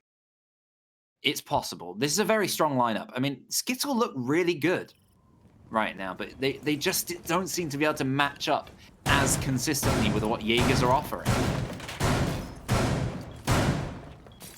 I think you're right on the money at that point. Are we going to see another 7-3 victory, or is this one going to hold off for a little bit longer? It's up to Skittle.jpg to put that effort forward up to dorms. Going a bit longer, Last time. to be fair. I don't think this is the end of Skittle. I feel like they got a bit more in stock, especially the likes of Joker. I mean, kill-wise, I think they're just not competing. They seem to be competing right up to the same level, if not doing slightly better on the tactical game right now, but they can't win these fights. And Woe in the early game, as well pointed out, Dan absolutely going mad, getting those 9 kills early on, but since then, not as fantastic on the defense, and stepping up is Pause, especially Tazzy with those impacts. Skittle, you look at Joker and Kenny a lot recently as well, 2 players who are usually high in the kills. Not really the case, and Hayes, the stepping in player today, not quite delivering at the moment. The intel gained from that Iana Gemini will be quite useful.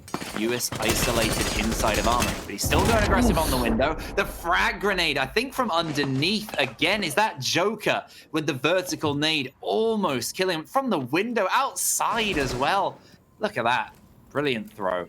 Absolutely fantastic to try and shut down US, but he's still alive. All he needs is that 1 bullet in your cranium, and there you go. He's eyeing up Infurious on the window. He's not done in this position. He's going to stick it out. He's got some guts. Definitely does. He'll dodge out of the way, but enters an even more dangerous angle. It seems like he will manage to escape back to home.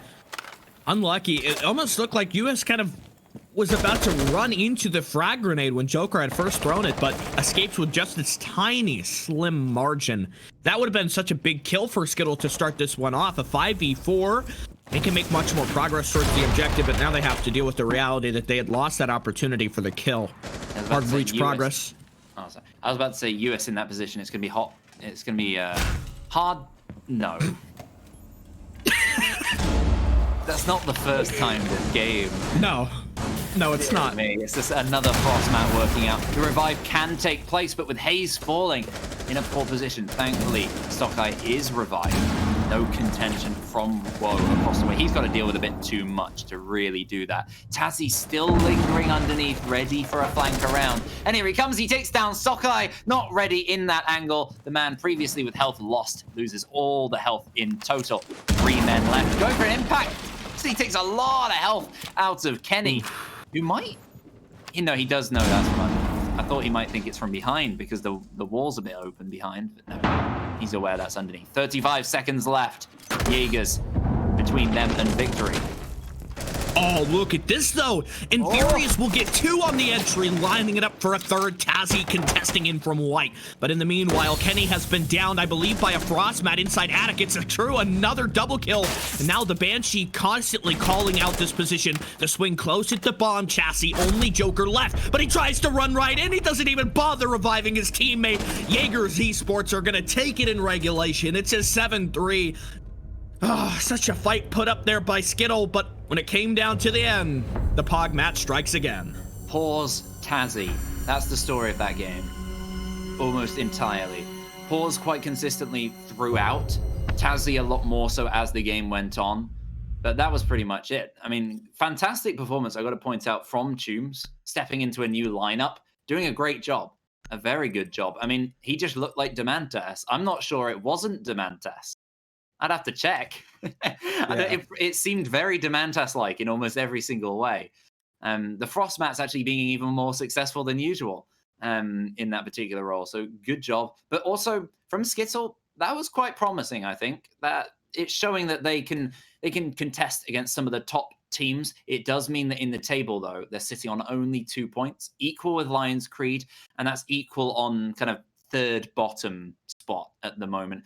And a lot of these teams we've seen in this Playday, in Playday 3, the teams up at the top level, they're moving up. They're not staying down at this even level like we've seen in majors. They're making a gap for themselves up at the top. Yeah. We've had a very clear divide this season. Footprint have just raced forward, left their opponents in the dust, and with this game done, we're looking forward to the next week of play to see what the rest of the regular season has left in store. Footprint, somebody's got to shut them down eventually, but Footprint have just been on the roll so far, and it's been tough to push them off balance. I have to say, Jaegers had a few expectations to live up to today. They played more of that rushing style of Siege that they showed on Clubhouse in Playday 1, so I wonder if that's going to be more of a theme, that they continue a trend that moves and carries forward coming into week number 4 next week. It's so unusual for Jaegers. I might have to go on my own time and kind of message them to try and figure out, what is this change? What did this mean for the team? Is this it out for you? Okay? Maybe we'll have that on the eBack review coming up in the next few weeks to try and figure it out. Yeah, I'll see if someone's around to be maybe a special guest or something. But at the moment, it's kind of, I'm thinking the top 4. We're at the end of Playday 3. We've seen quite a lot of the big teams go up against each other. Not all of them necessarily. And in terms of the teams, you're saying who can stop Footprint? Well, at the moment, the top few, it's got to be Footprint, Cyberground Academy, Jaegers Esports, Playing Ducks. Pretty much seem the top few. Kind of semi-spoiler, all of which have staff votes to win the division across. So that pretty much shows how contested it can be right now. And the bottom few are falling behind in points. I think AYB, former AYB, actually Lo-Fi, looking pretty decent. They're still up there in terms of points. It just depends when they come into the big games, can they win it out? They already played Lions Creed and lost in overtime. But at the moment, Lions Creed actually aren't the biggest team in terms of their results. They're right down at near the bottom of the league. Tough position for them to be in. It's unfamiliar territory. And it's a good opportunity for these new teams coming into Major Division. 3 of those top 4 I named weren't in Majors last season. It's tough to call. It's very, very tough to call.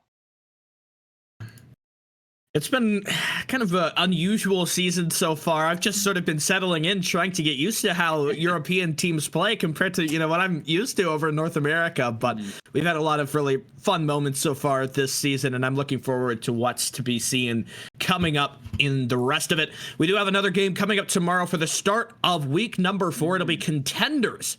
It's going to be playing, so make sure that you tune in for those games. Follow ECS on social media, specifically Twitter, so that you're always in the know regarding what games are being played when. But with that being said, that's all from us tonight. Special thanks to Grissom, who did show up, did a little bit of casting earlier, but I've been sticking up my co-caster EBAC, working behind the scenes, Dan observing and producing, coming in clutch, while a big majority of our staff is doing the European Challenger League qualifiers. That being said, something. Can I just say something before you say? You mentioned Contenders. I'll be there tomorrow alongside Ryan. It's going to be great. I'm very excited to cast with him again. First time in ECS. It'll be brand new here. But most importantly, in my Contenders, I was planning out Contenders and what are going to be the biggest games of the season? And I'd written down there's 2 on Playday 6, 2 on Playday 8, and then every single match in Playday 4, which is tomorrow. So make sure you tune in for that one, because we have some of the biggest games for every individual team possible, and it's lining up to be fantastic. So I will see you then, ladies and gents. Stickler, do wrap us out as you were going. All right, thank you everybody for tuning in tonight. I had a lot of fun, some more casual games, but a lot of very enjoyable moments. We hope that you enjoyed it all. We thank you for tuning in, and we hope to see you for more Contenders action coming tomorrow. Farewell.